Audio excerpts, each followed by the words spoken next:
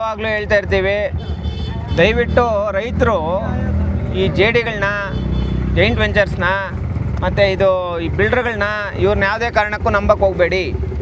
ನೀವು ಮಾರಂಗಿದ್ರೆ ಔಟ್ರೇಟ್ ಕೊಟ್ಟು ಮಾರಿಬಿಡ್ರಿ. ಯಾವುದೇ ಕಾರಣಕ್ಕೂ ಇವ್ರಿಗೆ ನೀವು ಜೆಡಿಗಳಿಗೆಲ್ಲ ಕೊಟ್ಟು ಅವ್ರು ನಂಬೋ ಅಂಥ ಕೆಲಸನ ಮಾಡಬೇಡಿ ಅಂತ ಹೇಳ್ಬಿಟ್ಟು ಹೇಳಿದ್ವಿ. ಈ ವಿಚಾರಕ್ಕೆ ಸಂಬಂಧಪಟ್ಟಂಗೆ ನಾವು ಸುಮಾರು ವರ್ಷಗಳಿಂದ ಹೋರಾಟ ಮಾಡ್ಕೊಂಡು ಬರ್ತಾಯಿದ್ದೀವಿ. ಒಂದಷ್ಟು ವರ್ಷ ನಾವೇನು ಮಾಡಿದ್ವಿ, ಇವ್ರು ರಿಜಿಸ್ಟ್ರೇಷನ್ಗಳೇ ಸ್ಟಾಪ್ ಮಾಡಿದ್ವಿ. ಆದರೆ ಅವರು ಬಲಾಢ್ಯರು ಬಲ ಪ್ರಯೋಗ ಮಾಡಿಕೊಂಡು ಬೇರೆಯವ್ರಿಗೆಲ್ಲ ಲಂಚಗಳೆಲ್ಲ ಕೊಟ್ಕೊಂಡು ಬೇರೆ ಥರ ರಿಜಿಸ್ಟ್ರೇಷನ್ ಮಾಡ್ಕೊತಾಯಿದ್ರು. ಈಗ ಇಲ್ಲಿನೋ ಆ ಥರದ್ದೇ ಒಂದು ಘಟನೆ ನಡೆದೈತಿ. ಇವರು ನೋಡಿ ರೈತರು ಇವ್ರ ಹತ್ರ ಏನು ಮಾಡಿದ್ದಾರೆ, SLV ಗೋಲ್ಡನ್ ಬಿಲ್ಡರ್ಸ್ ಇವ್ರೇನು ಮಾಡ್ತಾರೆ, ಹಿಂದೆ ನೋಡಿ ಅಲ್ಲಿ ಕಾಣಿಸ್ತೈತೆ ಬಿಲ್ಡಿಂಗು, ಇದನ್ನ ಕಟ್ತಾರೆ. ಇದನ್ನ ಕಟ್ಟೋವಾಗ ಇವ್ರಿಗೇನು ಹೇಳ್ತಾರೆ, ನೀವು ನಮ್ಗೆ ಲ್ಯಾಂಡ್ ಕೊಡಿ, ಅದರಲ್ಲಿ ನಮಗೆ 60%, ನಿಮ್ಗೆ ನಾವು 40% ಕೊಡ್ತೀವಿ ಅಂತ ಹೇಳ್ಬಿಟ್ಟು ಈಗ ಇವ್ರಿಗೇನು ಮಾಡಿದ್ದಾರೆ ಅಂದರೆ ಕೇವಲ 29% ಕೊಟ್ಟು 11% ಕೊಟ್ಟಿಲ್ಲ. 11% ಇವ್ರು ಕೊಟ್ಟಿಲ್ಲ.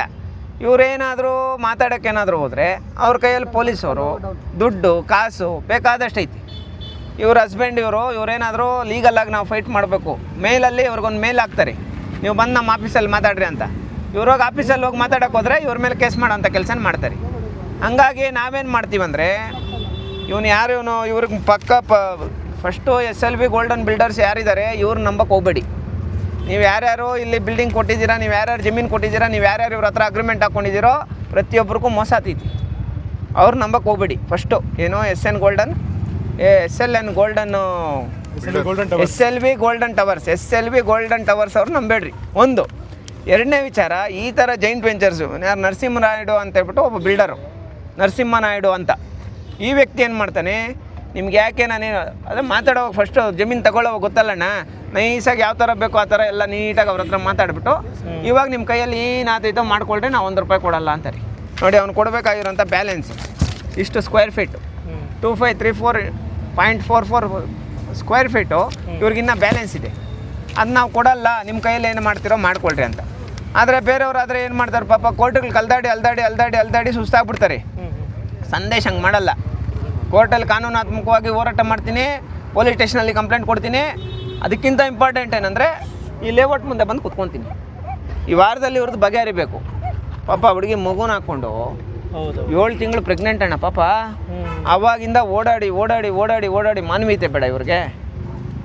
ಮಾನವೀಯತೆ ಅನ್ನೋದು ಇರಬೇಕಲ್ಲ ಅಂಥ ಮಕ್ಕಳಿಗೆ. ನೋಡಿ, ಅವ್ರಿಗೇನು ಶೇರ್ ಬರಬೇಕು, ನೀವೇನು 40% ಮಾತಾಡಿದ್ದೀರ ಅವ್ರು ಕೊಟ್ಬಿಡ್ರಿ. ಪ್ರೆಸೆಂಟ್ ಏನು ರೇಟ್ ನಡೀತೈತೆ ಆ ರೇಟ್ ಪ್ರಕಾರ ಕೊಟ್ಬಿಡ್ರಿ. ನಾವಿಲ್ಲ ನಮ್ಮ ಮೇಲೆ ಕೇಸುಗಳಾಗಲಿ ಅಣ್ಣ ಪರವಾಗಿಲ್ಲ, ನಾವು ಬಂದು ಇಂಥ 420 ಕೆಲಸ ಮಾಡೋರ ಮೇಲೆ ಅದೇ ಬಿಲ್ಡಿಂಗ್ ಮುಂದೆ ನಿಂತ್ಕೊಂಡು ಬೃಹತ್ ಮಟ್ಟದಲ್ಲಿ ನಮ್ಮ ಅಂಬೇಡ್ಕರ್ ಸೇವಾ ಸಮಿತಿಯಿಂದ ನಾವು ಹೋರಾಟ ಮಾಡ್ತೀವಿ. ಕಮ್ಯುನಿಟಿ ಅಲ್ಲ, ನಮಗೆ ಗೊತ್ತಿರೋಂಥವ್ರಲ್ಲ, ಕಷ್ಟ ಅಂತ ಹೇಳ್ಬಿಟ್ಟು ನಮ್ಮ ತನಕ ಬಂದವ್ರಿ. ಅಂಥ ಹೆಣ್ಮಕ್ಳು ನೋಡಿದಾಗ ನಮಗೆ ಹೊಟ್ಟೆ ಉರಿತೈತಣ್ಣ, ಚುರುಕು ಅನ್ಸೈತೆ ಮನಸ್ಸಿಗೆ. ಇವ್ರಿಗೆ ಗೊತ್ತಾಗಲ್ಲ, ಹೋಗಲಿ, ಮಾನ ಮರ್ಯಾದೆ ಇರಬೇಕಲ್ಲ.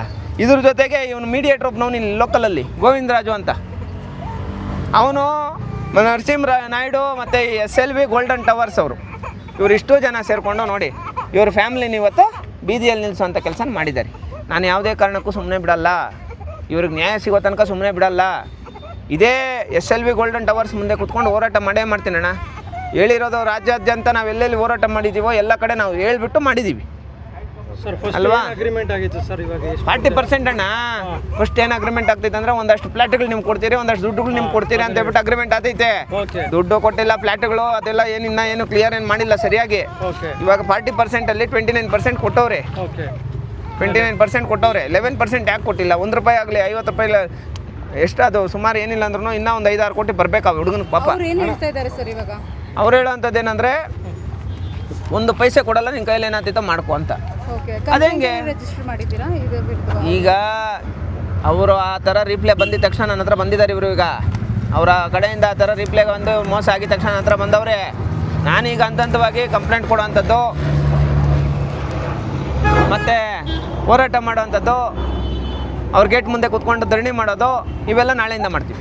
ಏನು ಕಾಣುತ್ತೆ ಸರ್? ಮೊದಲೇ ಏನಂದರೆ G+4 ಇದ್ದಿದ್ದು ಬಿಲ್ಡಿಂಗ್ ಲೈಸೆನ್ಸ್ ಏನಿದ್ದು ಅಪ್ರೂವಲ್ ತೊಗೊಳ್ಬೇಕಾದ್ರೆ ಎಲ್ಲರಿಗೂ ಹೇಳಬೇಕಾದ್ರೆ G+4 ಅಂತ ಆ್ಯಂಡ್ 36+6+6 ಅಂತ ಇದ್ದಿದ್ದು. ಓಕೆ, 4 ಇಯರ್ಸ್ ಕೊಡ್ತಾರೆ ಅಂತ ನಾವು ಬಿಟ್ವಿ. 2020 JD ಆಗುತ್ತೆ, 2022ಗೆ ಸಪ್ಲಿಮೆಂಟ್ರಿ ಆಗುತ್ತೆ. G+4 ABC ಅನ್ನೋ tower, total 3 tower. So 4 floors ಅಂದಾಗ ABC ಅಂತ ಬಂದಾಗ 12 ಫ್ಲೋರ್ಸ್ ಆಗುತ್ತೆ. ಅದಾದಮೇಲೆ ಇಂಟಿಮೇಷನ್ಸೇ ಇರಲ್ಲ, ಯಾರು ಓದಕ್ಕೆ ಬರಲ್ಲ, ಬರೆಯೋಕ್ಕೆ ಬರಲ್ಲ, ಅವ್ರಿಗೆ ಪ್ರಾಪರ್ ಇನ್ಫಾರ್ಮೇಷನ್ಸೇ ಕೊಡದೆ, ಕ್ಯಾಲ್ಕುಲೇಷನೇ ಕೊಡದೆ, ಆಸ್ ಪರ್ JD ಒಬ್ಬ ಲ್ಯಾಂಡ್ ಓನರ್ಸ್ ಹತ್ರ ಪ್ರತಿಯೊಬ್ಬರು ಲ್ಯಾಂಡ್ ಓನರ್ಸ್ನ ಕರೆಸಿ ಕನ್ಸೆಂಟ್ ತೊಗೊಂಡು ಮಾಡಬೇಕು. ಸೊ ನಮ್ಮ ವೈಫ್ ಯಾವುದೂ ಸೈನೇ ಇಲ್ಲ, ಇಲ್ಲಿವರೆಗೂ ಯಾವ ಡಾಕ್ಯುಮೆಂಟ್ಸ್ ಏನಿಲ್ಲ. ಬಿಕಾಸ್ ಅವಳು ಕೂಡ ಓದಿದ್ದಾಳೆ, ನಾನು ಕೂಡ ಓದಿದ್ದೀನಿ. ನಾವು ಓದಿದ್ದೀವಿ, ನಾವು ಕ್ವಶನ್ ಕೇಳ್ತೀವಿ ಅಂತ ನಮ್ಮನ್ನ ಇಲ್ಲಿವರೆಗೂ ಕರೆಸಿಲ್ಲ ಅವರು.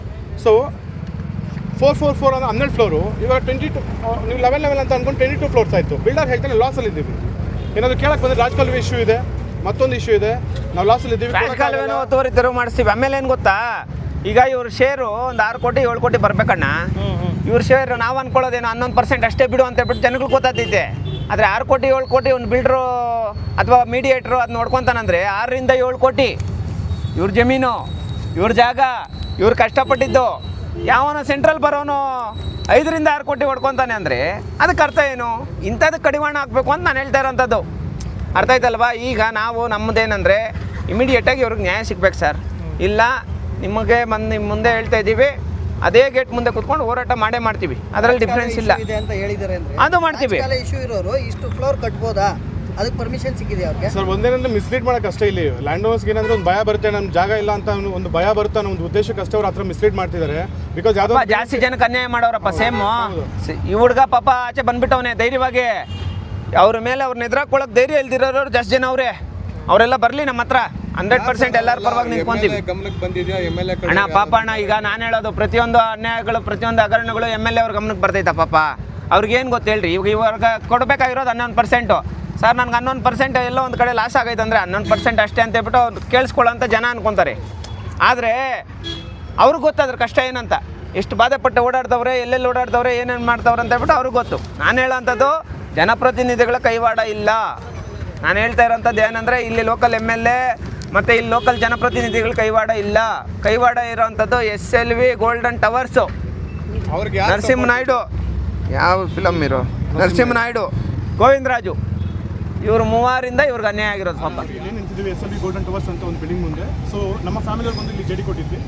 ಸೊ ಎಲ್ಲರಿಗೂ ಗೊತ್ತಿದೆ JD ಅಂದಾಗ ಒಂದು ಪರ್ಸೆಂಟೇಜ್ಗೋಸ್ಕರ ಕೊಟ್ಟಿರ್ತೀವಿ. 60-40 ಒಂದು ಪರ್ಸೆಂಟ್ ಕೊಟ್ಟಿದ್ವಿ. ಸೊ ಆಲ್ಮೋಸ್ಟ್ 6 ಇಯರ್ಸ್ ಆಯಿತು ನಾವು ಕೊಟ್ಟು. 6 ಇಯರ್ಸ್ ಮುಂಚೆ 4 ಇಯರ್ಸ್ ಕಂಪ್ಲೀಟ್ ಆಗುತ್ತೆ ಅಂತ ಹೇಳಿದ್ರು. ಅದಾದಮೇಲೆ ನಾವು ಏನೇ ಇನ್ಫಾರ್ಮೇಷನ್ ಕೇಳಿದ್ರು, ಯಾವುದೇ ಡಾಕ್ಯುಮೆಂಟ್ ಕೇಳಿದ್ರು, ಇಲ್ಲಿವರೆಗೂ ಒಂದು ಡಾಕ್ಯುಮೆಂಟ್ ಅವ್ರು ಕೊಟ್ಟಿಲ್ಲ. ಅವರು ಅದಕ್ಕೆ ಪ್ರೂಫ್ ಕೊಡಬೇಕು ಫಸ್ಟ್ ಕೊಟ್ಟಿದ್ದೀವಿ ಅಂತ. ಅದಾದಮೇಲೆ ABC ಅನ್ನೋ ಒಂದು ಟವರ್ ಇರುತ್ತೆ. ಸೊ ಅಂದರೆ G+4 ಅಂತ ಬಂದು 3 ಬಿಲ್ಡಿಂಗ್ ಇರುತ್ತೆ. ಸಡನ್ನಾಗಿ ಚೇಂಜ್ ಆಗುತ್ತೆ, ಪ್ಲಾನ್ಸ್ ಎಲ್ಲ ಚೇಂಜ್ ಆಗುತ್ತೆ. ಕೇಳಕ್ಕೆ ಬಂದಾಗ ನಾವು ಯಾವ ಡಾಕ್ಯುಮೆಂಟೇಷನ್ ಕೊಡೋಕ್ಕಲ್ಲ. ಬಿಕಾಸ್ ಹತ್ರ ಆಡಿಯೋ ಕೂಡ ಇದೆ. ಯಾವುದೇ ಡಾಕ್ಯುಮೆಂಟೇಷನ್ ನಾವು ಯಾರಿಗೂ ಕೊಡೋಕ್ಕಾಗಲ್ಲ. ಬಿಕಾಸ್ ಅದು ಮಿಸ್ಲೀಡ್ ಆಗುತ್ತೆ ಹಾಗೆ ಅಂತಾರೆ. ಸರಿ ಆಯಿತು, ಈಗ ನಾವು ಕೊಟ್ಟಿದ್ದೀವಲ್ಲ, ನಮ್ಮದು ಪ್ರಾಪರಾಗಿ ನಮ್ಮದು ಸೇವ್ ಆಗಬೇಕು ಪ್ರಾಪರಾಗಿ. ಯಾವಾಗ ಕೊಡ್ತೀರಂತ ಹಾಗೆ ಅಂತ ಕೇಳ್ತೀವಿ. ಅದಾದಮೇಲೆ ಸರಿ ಆಯಿತು ಆಮೇಲೆ ಕೊಡ್ತೀವಿ ಅಂತ ಹೇಳ್ತಾರೆ. ಬಟ್ ಯಾವುದೇ ಒಂದು ಸಪ್ಲಿಮೆಂಟ್ರಿ ಎಕ್ಸಿಕ್ಯೂಟ್ ಆದಮೇಲೆ ಬಿಲ್ಡಿಂಗ್ ಕನ್ಸ್ಟ್ರಕ್ಷನ್ ಸ್ಟಾರ್ಟ್ ಮಾಡ್ತಾರೆ. ಬಟ್ ಇವರು 3 ಸಪ್ಲಿಮೆಂಟ್ ಅದನ್ನ ಅಲಾಟ್ಮೆಂಟ್ ಲೆಟರ್ ಚೇಂಜ್ ಮಾಡಿದ್ದಾರೆ 3 ಸಲ. UDS ಅಂತ ಬಂದಾಗಷ್ಟೇ 416 ಇರುತ್ತೆ, 414 ಆಗುತ್ತೆ, 411 ಆಗುತ್ತೆ.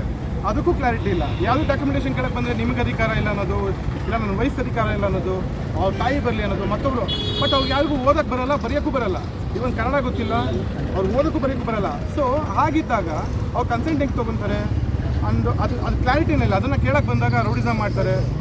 ಆಮೇಲೆ ಹೆಣ್ಮಗುನ ಬಿಡೋದು ಮಾತಾಡೋಕ್ಕೆ. ಮ್ಯಾನೇಜ್ಮೆಂಟ್ ಅವರು ಕ್ಲಾರಿಟಿ ಕೂಡ ಒಂದು ಹೆಣ್ಮಗುನ ಇಕ್ಕಿದ್ದಾರೆ ಅಂದಮೇಲೆ ಅಫ್ಕೋರ್ಸ್ ನಮ್ಗೆ ಲಾಸ್ ಆಗ್ತಿರ್ಬೇಕಾದ್ರೆ ನಮ್ಮದು ಒಂದು ಸಂಕಟ ಇರುತ್ತೆ, ಕೇಳಕ್ಕೆ ಹೇಳ್ತೀವಿ, ವಾಯ್ಸ್ ರೇಸ್ ಆಗೇ ಆಗುತ್ತೆ. ಅದನ್ನು ಅವರು ಥ್ರೆಟನಿಂಗ್ ಮಾಡ್ತಾಯಿದ್ದೀವಿ ಅನ್ನೋದು, ಮತ್ತೊಂದು ಮಾಡ್ತಾಯಿದ್ದೀವಿ ಅನ್ನೋದು ಎಷ್ಟೊಂದು ಸಲ ಕೇಳಿದ್ದೀವಿ. ಲ್ಯಾಂಡ್ ಓನರ್ಸ್ ಎಲ್ಲನೂ ಕರೆಸಿ ಮಾತಾಡಿ ಅಂತ ಎಲ್ಲರೂ ಒಪ್ಕೊಂಡಿದ್ದಾರೆ, ಸೈನ್ ಮಾಡಿದ್ದಾರೆ. ಬಟ್ ಡಾಕ್ಯುಮೆಂಟೇ ಪ್ರೊವೈಡ್ ಮಾಡಿಲ್ಲ ಅಂದಮೇಲೆ ಅವ್ರಿಗೆ ಕ್ಯಾಲ್ಕುಲೇಷನ್ಸ್ ಹೇಗೆ ಗೊತ್ತಾಗುತ್ತೆ? ಯಾಕೆಂದರೆ ಇವತ್ತು ಎಲ್ಲರಿಗೂ ಗೊತ್ತಿದೆ, ಒಂದು ಬೆಂಗಳೂರಲ್ಲಿ 30-40 ಸೈಟ್ ತೊಗೊಬೇಕಂದ್ರೆ ಎಷ್ಟು ಕಷ್ಟ ಇದೆ. ಒಂದು ಮಿನಿಮಮ್ 60 ಲ್ಯಾಕ್ ಬೇಕು. ಅವ್ನು ಕಟ್ಟಬೇಕಂದ್ರೆ 1 ಕೋಟಿ € ಆಗುತ್ತೆ. ಇವತ್ತು ಇಲ್ಲಿ ಒಂದು 2,500 ಸ್ಕ್ವೇರ್ ಫೀಟು. ಸೊ ಅವ್ರು ಪ್ರಮೋಟ್ ಮಾಡೋ ಪ್ರಕಾರ 13,000 ಇದೆ. ಸೊ ಆ ಥರ ಹೋದಾಗ 3 to 4 CR ಆಗುತ್ತೆ. ಸೊ ಇವಾಗ ನಮ್ಮ ಮಚ್ಚ ಅಂತ ಬಂದಾಗಲೂ ಅವ್ನು 1,000ಕ್ಕೆ ಆಟೋ ಓಡಿಸ್ತಾನೆ. ಇದು ನಾವು ಸಂಕಟ ಆಗಲ್ವ? ನಾವು ಹೆಂಗೆ ಬಿಡೋಕ್ಕಾಗತ್ತೆ ಇವ್ರ ಹತ್ರ? ಆ್ಯಂಡ್ ಹಾಗೆ ನಾವು ಜಾಸ್ತಿ ಕೇಳ್ತಾ ಇಲ್ಲ.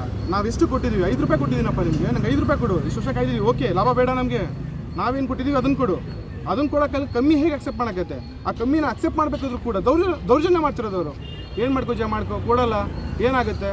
ನಮ್ಗೆ ದೊಡ್ಡ ಇನ್ಫ್ಲೂಯೆನ್ಸ್ ಇದೆ, ನಾವು ನೋಡ್ಕೋತೀವಿ. ಹಾಗೆ ತುಂಬ ಮಾತಾಡಿದ್ದಾರೆ. ಇದು ಸಾಲ್ವ್ ಆಗಲಿ ನಾನು ಆಡಿಯೋಗಳು ರಿಲೀಸ್ ಮಾಡ್ತೀನಿ ಫರ್ದರ್. ಅವ್ರು ಮಾತಾಡಿದ್ದಾರೆ, ದೊಡ್ಡ ಹೆಸರುಗಳನ್ನ ತೊಗೊಂಡಿದ್ದಾರೆ, ಮತ್ತೊಂದು ಏನೇನು ಮಾಡಿದ್ದಾರೆ ಎಲ್ಲದಕ್ಕೂ ಪ್ರೂಫ್ ಇದೆ. ಆ್ಯಂಡ್ ಇನ್ನೊಂದು ಅವ್ರಿಗೆ Feb ಮಂತಲ್ಲಿ ನನ್ನ ವೈಫ್ 7 months ಇದ್ದಾಗ ನನಗೆ ಬರೋಕ್ಕೆ ಸ್ಟಾರ್ಟ್ ಆಗಿದ್ದು, ನಮ್ಗೆ ಇಶ್ಯೂಗಳು ಗೊತ್ತಾಗಿದ್ದು. ನಮಗೆ ಕ್ಯಾಲ್ಕುಲೇಷನ್ ಯಾವಾಗ ಗೊತ್ತಾಗುತ್ತೆ ಅಂದರೆ ಬಿಲ್ಡಿಂಗ್ ಲೈಸೆನ್ಸ್ ನಮ್ಗೆ ಸಿಕ್ಕಾದ್ಮೇಲೆ. ಟೋಟಲ್ ಏರಿಯಾ ಎಷ್ಟಿದೆ, ಎಷ್ಟು ಕನ್ಸ್ಟ್ರಕ್ಟ್ ಮಾಡಿದ್ದಾರೆ, ನಮ್ಮ ಪರ್ಸೆಂಟೇಜ್ ಎಷ್ಟು ಬರಬೇಕು ಅಂತ ನಾವು ಕ್ಯಾಲ್ಕುಲೇಷನ್ ಹಾಕಿದ್ಮೇಲೆ ಅವರೇ ನಮ್ಗೆ ಕೊಡಬೇಕು. ಇವಾಗ ಫ್ಯಾಮಿಲಿ ದುಡ್ಡು ಇಸ್ಕೊಂಡಿದ್ದಾರೆ, ಮತ್ತೊಂದು ತೊಗೊಂಡಿದ್ದಾರೆ, ಬಿಲ್ಡರ್ ಮೀಡಿಯೇಟರ್ ಕೆಲಸ ಮಾಡ್ತಿದ್ದಾರೆ. ಅಂದರೆ ಅವ್ರು ದುಡ್ಡು ಇಸ್ಕೊಂಡಿದ್ರೆ ಸಾಲ್ವ್ ಮಾಡಿಬಿಡಿ ಅವ್ರಿಗೆ. ನಾವು ನಿಮಗೆ ಲ್ಯಾಂಡ್ ಕೊಟ್ಟಿದ್ದೀವಿ, ನಮ್ಮದು ಶೇರ್ ಇದೆ ನಮಗೆ ಕೊಡಿ ಫಸ್ಟು. ಓದೋಕ್ಕೆ ಬರೆಯೋಕ್ಕೆ ಬರ್ದಿರೋ ಹತ್ರ ನೀವು ಮೋಸ ಮಾಡೋದಲ್ಲ. ಓದಿರೋಂಥ ಒಂದು ಫ್ಯಾಮಿಲಿ ನಾವಿರಬೇಕಾದ್ರೆ ನಮಗೆ ಇಷ್ಟ ಆಗ್ತಿದೆ ಅಂದರೆ ಇನ್ನು ಬೇರೆಯವ್ರಿಗೆ ಡಾಕ್ಯುಮೆಂಟೇಷನ್ಸೇ ಇಲ್ಲ, ಅವ್ರಿಗೆ ಏನು ಗೊತ್ತಾಗುತ್ತೆ, ಕ್ಯಾಲ್ಕುಲೇಷನ್ಸ್ ಏನು ಗೊತ್ತಾಗುತ್ತೆ, ಜೆ ಡಿ ಅಂದರೆ ಏನು, ಸಪ್ಲಿಮೆಂಟ್ರಿ ಅಂದರೆ ಏನು, ಬಿಲ್ಡಿಂಗ್ ಲೈಸೆನ್ಸ್ ಅಂದರೆ ಏನು, ರೇರ್ ಅಂದರೆ ಏನು, ಎಷ್ಟೋ ಜನಕ್ಕೆ ಏನು ಕ್ಲಾರಿಟಿನೇ ಇಲ್ಲ. ಸೊ ಈ ಥರ ಬಂದಾಗ ನಾವು ಫೈನಲ್ಗೆ 6 ಮಂತ್ ವೆಯ್ಟ್ ಮಾಡಿದ್ದೀವಿ. ಆಲ್ರೆಡಿ ಮಗು ಹುಟ್ಟಿದೆ, 2 ಮಂತ್ಸ್, ಇವಾಗ 6 ಮಂತ್ ಆಗಿದೆ, ಅಲ್ಲಿ ತಾನೇ ಇದ್ದೀವಿ. ಅವ್ರ ಹತ್ರ ಹೋಗಿ ಕೇಳಕ್ಕೆ ಬಂದಿದ್ದಕ್ಕೆ ಒಂದು ಹುಡುಗಿನ ಬಿಟ್ಬಿಟ್ಟು ಅವ್ರ ವಾಯ್ಸ್ ರೇಸ್ ಮಾಡಿಬಿಟ್ಟು ಏನು ಮಾಡ್ಕೊಂಚ ಮೀಡಿಯಾ ಮುಂದೆ ಹೋಗ್ತೀಯಾ, ಏನೂ ಆಗಲ್ಲ, ಪೊಲಿಟಿಕ್ಸ್ ಹತ್ರ ಹೋಗ್ತೀಯಾ, ನಮ್ಗೆ ಕಾಂಟ್ಯಾಕ್ಟ್ ಇದೆ, ಕೇಸ್ ಹಾಕು, ಮಾತಿದ್ರೆ ಕೇಸ್ ಹಾಕು ಅಂತಾರೆ. ಕೇಸ್ ಹಾಕು ಅಂತ ನನ್ನೇ ಅವರು ಇದು ಮಾಡ್ತಿದ್ದಾರೆ, ಪ್ರೊವೋಕ್ ಮಾಡ್ತಿದ್ದಾರೆ. ಯಾಕೆ ಅಂದರೆ ಒಳಗಡೆ ಹೊಂಟೋಗುತ್ತೆ ಮ್ಯಾಟ್ರು, ಪಬ್ಲಿಕ್ ಗೊತ್ತಾಗಲ್ಲ. ಸೊ ನಾವು ಸೋಷಿಯಲ್ ಮೀಡಿಯಾ ಕೂಡ ಹಾಕಿದ್ದೀವಿ, ಮತ್ತೊಂದು ಕಡೆನೂ ಹಾಕಿದ್ದೀವಿ. ಬಿಕಾಸ್ ಸಾಲ್ವ್ ಆಗಲಿ, ನಾವು ಅವ್ರಿಗೆ ಆಪ್ಷನ್ ನಾವು ಲಾಸ್ ಮಾಡಿಕೊಂಡು 4160ಗೆ ನಾವು ಅಕ್ಸೆಪ್ಟ್ ಮಾಡಿದ್ವಿ, ಇಲ್ಲ ಅಂತ ಹೇಳ್ತಿಲ್ಲ, 4160 ಅಕ್ಸೆಪ್ಟ್ ಮಾಡಿದ್ವಿ. ನಾವು ಇಲ್ಲಿ ಇರಲ್ಲ, ಇನ್ನು ನಮಗೆ ಕೊಟ್ಬಿಡಿ, ನಾವು ಆಚೆ ಹೋಗ್ಬಿಡ್ತೀವಿ, ಏನು ಮಾರ್ಕೆಟ್ ರೇಟ್ ಇದೆ ಕೊಟ್ಬಿಡಿ, ನಾವು ಆಚೆ ಹೋಗ್ತೀವಿ ಅಂತ ಹೇಳಿ ಕ್ಲಿಯರ್ ಮಾಡಿದ್ದು. MOU ಎಲ್ಲ ಬ್ರೀಚ್ ಮಾಡಿ ಫೈನಲಾಗಿ ಎಲ್ಲ ಮಾಡಿ ಇವಾಗ ಏನು ಆಗುತ್ತಾಗಿ. ಬಿಕಾಸ್ ಅವಾಗ 7th ಫ್ಲೋರ್ ಇತ್ತು, ಇವಾಗ 11th ಫ್ಲೋರ್ ಆಗಿದೆ. ಬಿಕಾಸ್ ಕಂಪ್ಲೀಷನ್ ಟೈಮ್ ಅದು. ಇವಾಗ ಯಾರೋ ಅನ್ಕೊಬೋದು ಕಂಪ್ಲೀಷನ್ ಆಗ್ತಿದೆ, ಲಾಭಕ್ಕೋಸ್ಕರ ಬಂದು ಜಗಳ ಆಗ್ತಿದ್ದಾರೆ ಅಂತ. ಇವಾಗ ಅಟ್ಲೀಸ್ಟ್ ನಿಮಗೆ ದುಡ್ಡು ಬರಲಿಲ್ಲ ಅಂದರೆ ರೆಸ್ಪೆಕ್ಟ್ ಆದರೂ ಸಿಗಬೇಕಲ್ಲ. ಒಂದು ಹೆಣ್ಮಗು ಬಂದು ಮಾತಾಡಬೇಕಾದ್ರೆ ನಿಂಗೆ ಅಧಿಕಾರನೆಲ್ಲ ಹೋಗು ಅಂದಾಗ of course as a responsible person, as husband, as a family person ನಾನು ನಿಂತ್ಕೊಂಡು ಮಾತಾಡಲೇಬೇಕು. ಅದಕ್ಕೋಸ್ಕರ ನಾನು ನಿಂತ್ಕೊಂಡು ಮಾತಾಡಿದೆ. ಸೊ ಅದಕ್ಕೋಸ್ಕರ ಬಿಕಾಸ್ ಸಂದೇಶನೂ ಕೂಡ ನಾನು ಮೀಟ್ ಆಗಿ ಈ ಥರ ಒಂದು ಬರಬೇಕು ಅಂದಾಗ ಅವರು ಕೂಡ ಬಂದು ಇವತ್ತು ನ್ಯಾಯ ಕೊಡಿಸ್ತಾ ಇದ್ದಾರೆ. So this the clarity.